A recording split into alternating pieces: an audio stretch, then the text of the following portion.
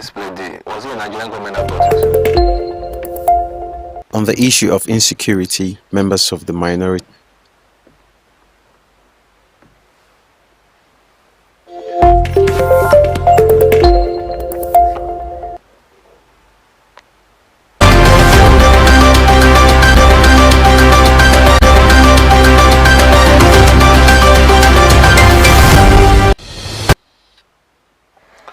Good morning and welcome to Aspheric News Update.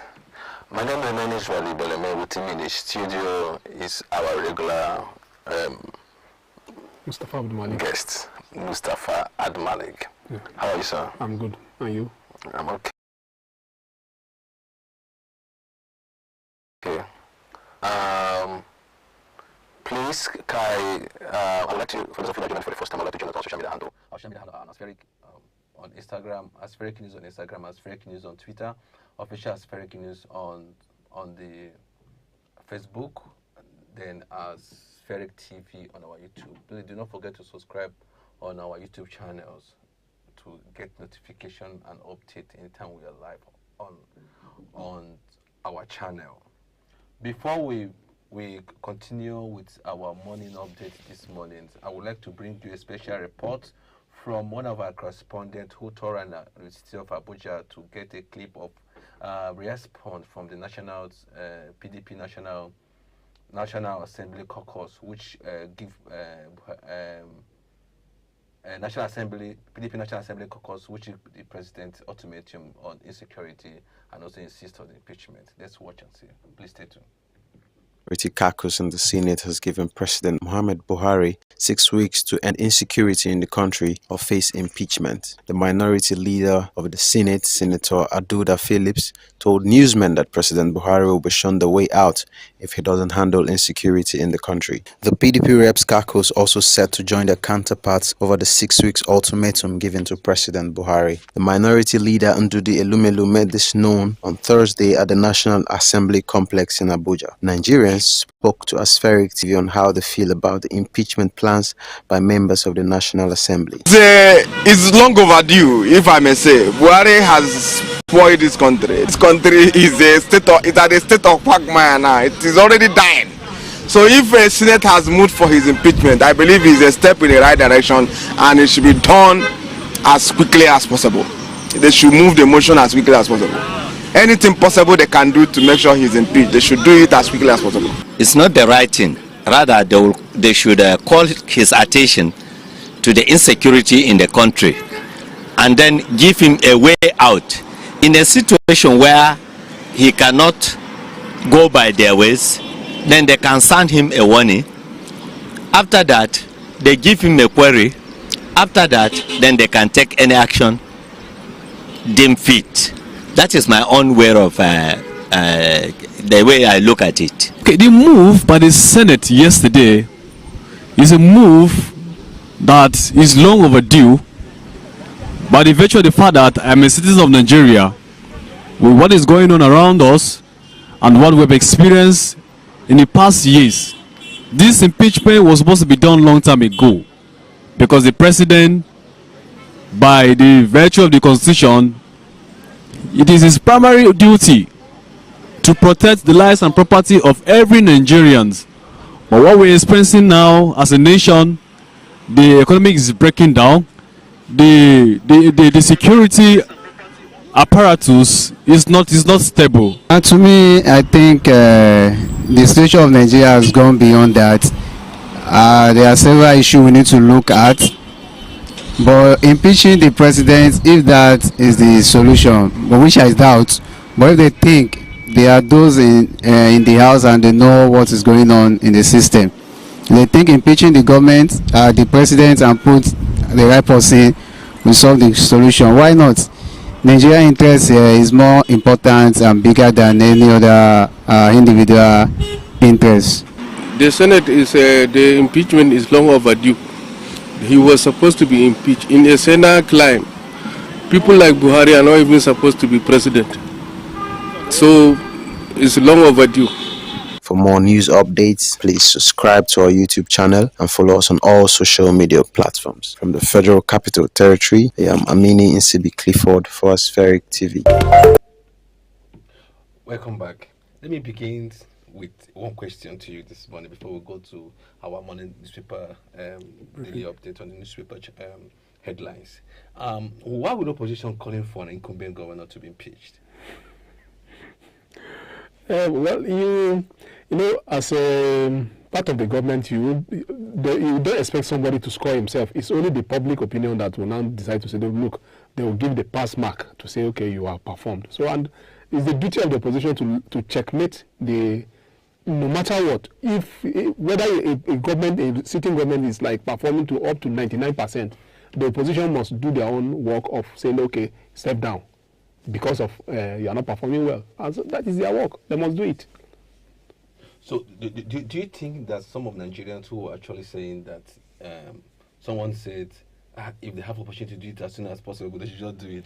Then I also have another person who said that look, they will have to give him second chance or time to enable him to perform. See, properly, yes. It's part of democracy. It's not in our own climate alone. If you go to advanced democracy like the US, you could see it. Donald Trump right now is warming up. You understand? And while Joe Biden is like saying, look, I performed very well. You understand? So it's normal in the democracy. If you like, let the government perform up to maximally to their at least 90%. The opposition will still perform their duty to say, okay, their opposition step down. So let me ask you one simple question. Okay. Have this government done so well? The indices is already there. If we want to look at it from analysis from the economic angle, we could see that look, Nigeria economy, although there is global economic meltdown, there is global economic recession, but that doesn't matter. Before the advent of COVID-19, where was the Nigeria economy? Before the war in Ukraine, what happened to the Nigeria economy? So you could see that Nigeria economy is not doing very well. In terms of insecurity, you could see it too, that daily people are being killed. So the report in the CNN this morning, where, and if you are watching CNN, watch this morning, that where the price of food have automatically increased. It's a global phenomenon. So price of food have increased. So it's a global phenomenon, like we are saying. The funniest part is, the another part of it is that Disney have already also increased their price. So if this can happen, if these prices can be increased in the global world, expect a higher increase in Nigeria.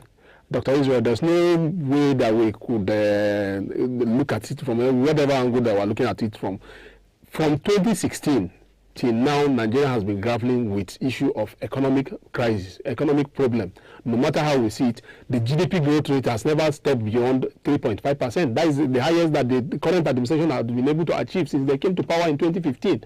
And that is why we are suffering. Even the IMF, World Bank, all of them, we don't even need their own analysis. We should look at it from inward, from our own market here. So when you step to the market, you will see what is happening. Nigerians have been suffering since 2016. So there is nothing that way. To me, is the government or their agent, they should not even talk about it. They should just leave us so that Nigerians will continue to remain the way they are, and they are tolerating it. But by coming out to say, okay, look, we have performed this, that is when they are looking for a problem. Look at what is happening in Sierra Leone. Because of what we have been tolerating, what they have just been seeing now, but look at what they are doing now. All right, so let's go to Daily Trust. In our national newspaper headline this morning, the first will be Daily Trust. In Daily Trust newspaper, Muslim ticket, that is in one of the major top stories. Pope not against Tinubu's campaign DG office, Lalong, Governor Lalong. Then says Shettima selection, not religion affairs. Okay, I believe that. Obi supporters defaming me. That is what Tinubu said. Then it is not true. Labour Party presidential candidates. Let me start from that question. What is the Pope interested about Nigerians election? Is it the Pope that decides who become a No. The governor now that Pope is not. You see, or is it a difference just made? You see, when you see such an argument coming up here and there, to me, I've said it from the beginning, even on this platform here, I said it that, look, this argument is needless. As a ruling party, they ought to have done what is right. By the time they had done what is right, all this argument wouldn't arise. Governor Lalong, what he's saying is that he himself that he's a Catholic, that he's not just a Catholic, but he held one of the highest knights in the Catholic, which was given to him by the Pope. And he said that, look, that the Pope is aware of his appointment as the DG campaign to lead the campaign, Tinubu campaign, that the Pope did not disagree with him. And he didn't even stop there. He now said that even Khan in Plateau, they are in agreement with him. And he said that he was Plateau is still protesting against him. Certain wing of the Khan in Plateau, the youth wing and the women league and the executive, they are against him. So the fact is that Governor Lalong, whether we like it or not, he's the chief executive officer in Plateau State. What he did is on his own. He's going to boomerang, and it will affect his. That is, if he's going to have any political quest in the future, it's going to affect him. It's really unfortunate that, look, politicians, they are not in sync. They are not in line with what the society need, and that is why we get to where we are today. This issue of this argument here and there is needless. Nigeria has not ripe to that level to say, okay, you have same fate on vying for the presidency. What are they? If at the end of the day, let's assume that if Tinubu win, it means right there at the Federal Executive Council, you have the president, you have who is a Muslim, the vice president too, who is a Muslim too. Probably if the secretary of the government of the federation too is a Muslim. That's what we are saying. So speaker must be a Muslim and the president. So that is, you understand me. So yes. This thing is needless. It affects our diversity a lot. So, and the fear of Khan, you could see it there, and that's why Governor Lalong now and some other Christians within the APC fold, that they decide to remain, and they are doing all their best to make sure that it's not like the way the society sees it. I don't think it will go down that way. Whether we like it or not, Nigeria is a multi-religious society. Nigeria is a secular society whereby all the religions must be carried along. You understand? If it went the other way around, certainly people would act the same way. All right, so still on the Daily Trust newspaper, top of the Daily Trust newspaper, we have Buhari supports regulator. Buhari support regulator back down on separate purchase of Ezimobile assets. That have been going on for the years now. How Kaduna Scholarship Loan Scheme is changing indigenous student lives. I think Kaduna has also to be doing well. They are doing very well in terms of Bank Grow balance sheet to over 300 billion. Just Bank Grow over 300 billion. If you look at that, you can see a 2023 election, that should be 2023 election. Southern can sign part to the escalate religious tension. It's not possible. It's not possible. It's not possible. You see, the fact is that when you just... The agreement. It's not something that you just sit on the table and like that. It's just like when you are talking about Obi and Tinubu now, that like that. The two aspirants, these two candidates, they don't have problem on their own, but it's their followers. So when you say that you sign a pact, when they go to the field, what they are going to say is a different thing. That is exactly so. Well, I believe it's possible if there is proper agreement. Like what they intend doing is just sensitization. So let's to preach the good news and tell people, look. This you know, one thing, Dr. Israel, one thing is to preach. One thing is to preach. One thing is to teach. In reality, the practice is what we are talking about here. But let's just talk more about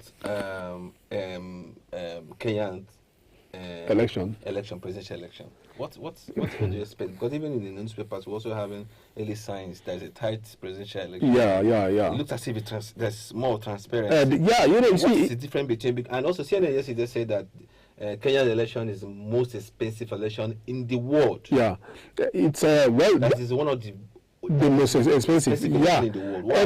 Because you see, Kenya is part of Africa too. Kenya too is an evolving society, just like Nigeria. Kenya, for now, is now even reported that they have the largest economy. What they have somehow overtaken Nigeria in the largest economy in Africa now. So you should expect it. Starting from 2007, whereby Kenya had serious political crisis to the extent that it almost led to ethnic cleansing in that country. So since then, the whole world now puts much emphasis on Kenya, what goes on there. So you look at it that the current president, Uhuru Kenyatta, and his deputy, Ruto, they are like, along the line, they have been together, but along the line, they now parted ways. And you now see the intrigues there now is that the current president, Uhuru Kenyatta, is now supporting the opposition that was once his arch enemy. He is now supporting him now to succeed him. So you now see that the election now is now very complex and a very tight election. So eventually, the winner will emerge. But Nigeria has a lot to learn from there. For instance, you now discover that. But one thing that I'm shocked, they have no crisis yet. They have not. No. There's no before now, crisis yet. Before the election itself, the whole world. Even I saw a documentary on BBC News. They're like trying to bring out what the public are saying regarding the election, hate speech and fake news. They try to puncture it. Once the opposition or the ruling party trying to present something on the social media, an analytic group now decide to check it to know whether there's an element of hate speech or fake news within it. So there's a law against hate speech. In fact, even in Nigeria, there's a law against that. But how we go about practicing it is the case. So, but what they are now doing now is that, for instance, you see, in Nigeria now, a few days ago, there was a statement by, I cannot say a particular candidate supporters, but regarding what the president of Ghana said. But the president of Ghana himself now, he came out to distance himself from that statement. So, which eventually turned out to be a fake news. You understand? And that is exactly. How do you think that is from the supporters, not from? That is exactly what happened in Kenya. That may not come from the candidate. And that's what we are saying. So that is exactly what happened in Kenya. You discover that prior to the election itself, there was a lot of media sensitization. There are a lot of sensitization that has to be done. That look, both the candidates are Kenyans. It's all about Kenya. It's all about everyone who is a Kenyan. That look, it's about our good. If we should do it right, we will get it right. If we do it bad, everybody will bear the consequences. And at the end of the day, you now discover that they are now having a peaceful election. You understand? So we should copy some certain things from there into our own climb here too. All right, next newspaper headlines to review this morning will be on this day. In this day newspaper this morning, we'll be reviewing this day newspaper. In this day newspaper, Wamako Tuwike, you did not lose PDP primarily because of religion. That's so interesting. Yeah. Does it sound like a warning or it sounds like a message? You see, like information? No, you see that since PDP primary held their primary, since then, Nyesewike himself has been, His Excellency Governor Nyesewike himself has been a bit quiet. Anytime he talk a lot. Whenever he wants to talk, you discover that he will just pipe low. But eventually, he now call Atiku a liar. And the bottom line is that he's aggrieved. You understand? If you look at him very well, he has become so important within PDP that almost every arms of the PDP, they are going after him to beg him, but he has refused to be. Still on this day newspaper. We still have party crisis, that's PDP as well. Yeah. Party crisis, National Working Committee members may have ditched Rivers government to back Aye. So some factions currently are supporting. People like Lemeba. It means that PDP in Rivers is not one. You understand? If you observe Dr. Israel, we should tell ourselves the truth. Whether we can like it or not, PDP is not one in Rivers. He's fighting two political battle. He's fighting for himself at the national level, and he's also fighting within the party Rivers in 2023. You understand? At the end of the day, if he's not careful, he may lose all. That is what it means, and that is where he himself, you observe very well, he's afraid of that. You understand? So some people within the party in the Rivers, they are in line with the PDP presidential candidate, and they are now trying to tell Atiku to say, look, please leave Nyeserike aside. And the man himself is fighting his own way to say, look, as long as I remain, I have, 2 days ago he said so, that look, that he can decide where the party, the vote from Rivers go to. You understand? He's sending that signal to the PDP. But let's be coming to ourselves, Dr. Israel. He's becoming like a threat to PDP. There's extent that someone would go about when you're in the political environment. You should take it so slow. Instead of blowing so hot, you should take it so slow. You should also remember that, look, Atiku said, look, I picked my running mate based on a certain character, which he presented, that, look, this is why I picked Okowa as my running mate, of which he has not been able to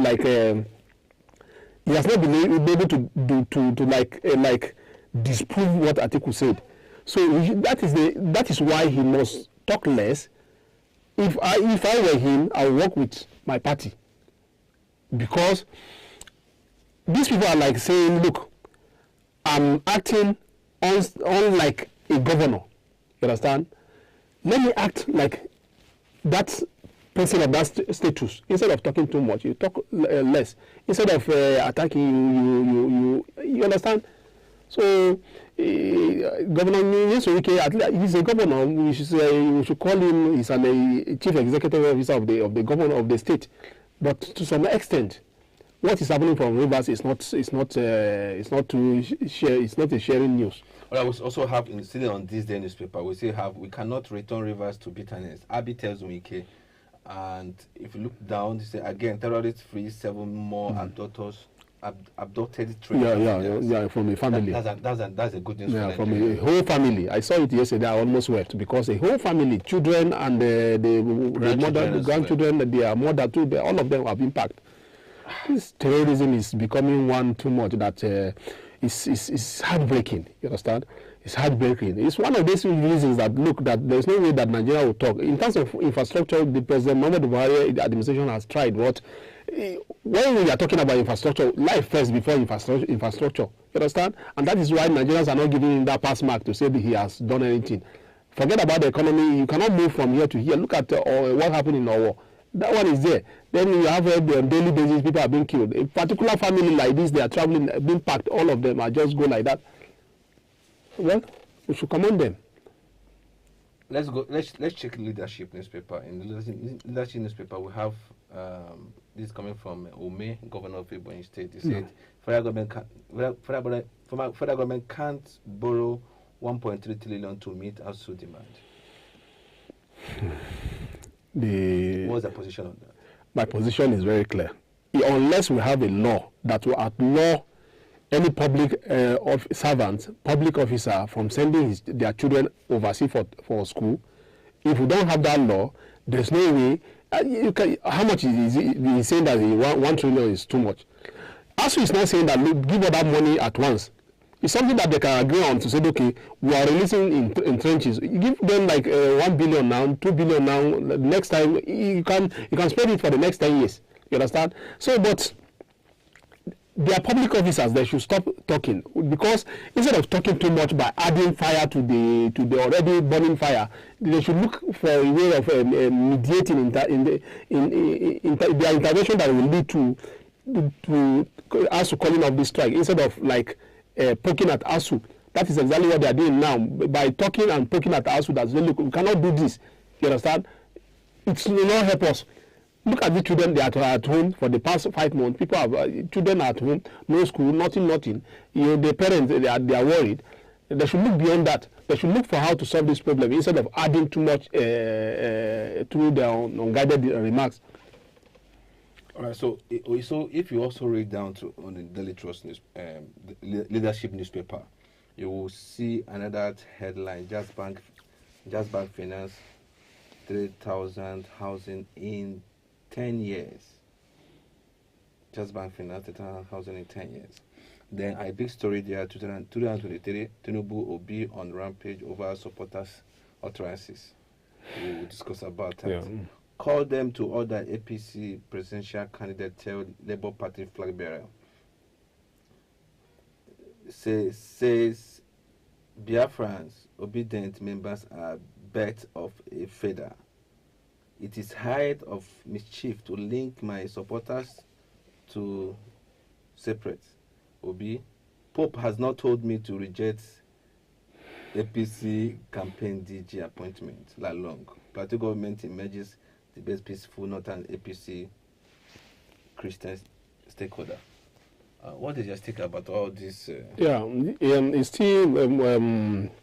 It was yesterday that Tinubu spokesman by Onanuga, he wrote to Peter Obi regarding the utterances of people here that he alleged that to be Peter Obi's supporters regarding some fake stories and mischievous and some other kind of disparaging comments and posts on social media. Well, like we said, every 2023 politicians that should look beyond 2023. We don't have any other country than Nigeria. If they can be able to build bridges across the divide among themselves, I believe that their supporters too would act the same way. But we shouldn't expect much from the supporters, because Peter Obi will be on somewhere with Tinubu. Even if they like, they should be sleeping on the same bed together. Their supporters will certainly be a dagger with one another. If you look at it very well, it's to me more or less like people that are not too happy with the system, that look, they are pro Peter Obi, against the people that believe that everything is normal with Nigeria. They are pro Tinubu, and that is why you now have a conflicting supporters. So whether we like it or not, eventually the 2023 will come and it will go. But politicians, they should be able to unite us instead of dividing us. Even if we, the supporters, are dividing ourselves, them themselves, they should be able to lead by showing the example to unite us. Again, we, the supporters, we should look beyond these candidates. We should believe that, look, these candidates, they are on their own. Whether they like it or not, they must. They have a kind of a same platform that they flow together. Some of them, they have a passport with visa, which is already available. If we should cause a problem, these people, they will go, they will leave us here and will bear the consequences of our action today. In our next newspaper headline to review this morning will be on Daily Sun newspaper. In Daily Sun newspaper, we have have pressure mount on Ayo to quit as PDP chair. You must keep your words, Bode George tells him. He must go, rep. Party can't waive rules for one member, Paraje. And also in the Sun newspaper, Nigerian Air Force bomb terrorist base, kill, keeping 17 others. Rescue 26 hostage in Kaduna. 6 families, members of ex-military government. 60-year-old lady kidnapped in Kaduna, train attack, regain freedom.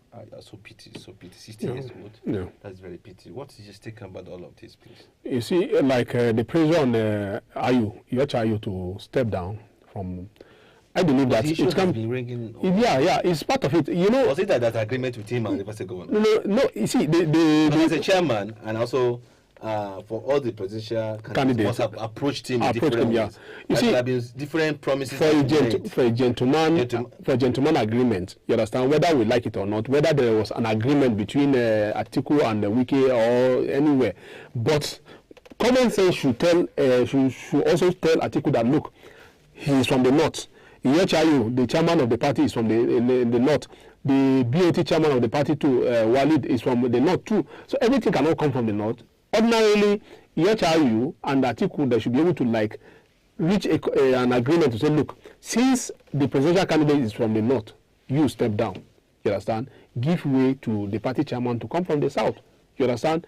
Especially now, this thing is not all about PDP alone. You discover that what the APC did almost similar thing. So, but in the PDP, the members now say that, look, Iyechayu, step down. You understand? You can, for that is the condition that the wicked camp now gave to say, look, for us to support Atiku, you should step down. Whereas Atiku camp announced that, look, no, we are approaching an election. We should just leave it till after the election. You understand? But these are positions. Probably they are now foreseeing a situation whereby if Atiku should eventually win, he will be so powerful that at that particular point they cannot approach him to say, okay, you should go again. And you know, there is selfish interest of every individual human being. You've been the party chairman, and now to say that he should step down. Do you believe in people stepping down in Nigeria, Dr. Israel? Have you seen someone to say, look, on my own, due to common sense, I'm stepping down? Someone step down. Well, then you understand, but I think is it Audogbe on his own he stepped down from like that, and it's still the same in 2007. I think they were all forced to step down. Yeah, so you understand. So it's not something that it will come easily to say, okay, on your own that you are going. No, it's not possible. All right, that is for Daily Sun newspaper. Let's also, before we leave Daily Sun newspaper, there's one interesting issue. ABSU, civil society group, asks LSC TUC to begin the mobilization for general strike. Strike, yeah. What's your take? What do you think that will affect our economy more? It's do you think Nigerians care anymore? Because we have Nigeria doesn't care because fuel just increased. Nobody's complaining. Nobody's complaining. Increasing the fuel price, so nobody even has. Yeah, you see, and that is not a good omen. If you look at it very well, in Sierra Leone they are protesting because of high cost of living. You understand? In situation, we shouldn't do it that way. Protesting solve a problem. It solves a problem. Protest means putting pressure on the government. You understand? It's just that I know quite okay that in our own climb here we should avoid. Protests lead to destruction of. Yeah, that's what I'm coming about to talk about. There will be so much damage. Government might also use that as an advantage to get more resources for themselves. Yes, yes. Well, the fact is that there's no way, but we have been sitting down and we are watching, and you now see that this strike has dragged now for 5 months, and eventually it will go to 6 months, and government is not able to do anything. Instead of that, they are talking about no money. You understand? And that is why you now see that they are now talking about protest. Let not just see it as if protest is against the law. No, protest is not against the law. The current government in 2014, don't forget that President Muhammadu Buhari, as an opposition leader, then General Muhammadu Buhari, he led protests in the city of Abuja here over the issue of fuel subsidy issue. In 2012, he did it, and in 2014 too, he did something similar. You understand? So it's the government that will provide enabling environment for the protests to take place and be peaceful. Just like we had during the NSAS. Remember that the first week of NSAS protest, it was peaceful because government provide the security, all the law enforcement agencies, they called a kind of a cycle wherever they are doing their protest, and it was largely peaceful then. But it was towards the end of it now that the government decided to say, look, enough is enough, and that is when we had the burning and the rioting here and there. That will be all for today. For those of you that joined for the first time, do not forget to follow us on our social media handle. And also, when you follow our social media handle, just click on the notification button on Aspheric TV that is on YouTube. And do not forget to also click on our YouTube pages and like our page on Aspheric News. That will be on our Aspheric News on Instagram, Aspheric News on Twitter, and official Aspheric News on Facebook. Thank you, and join us again.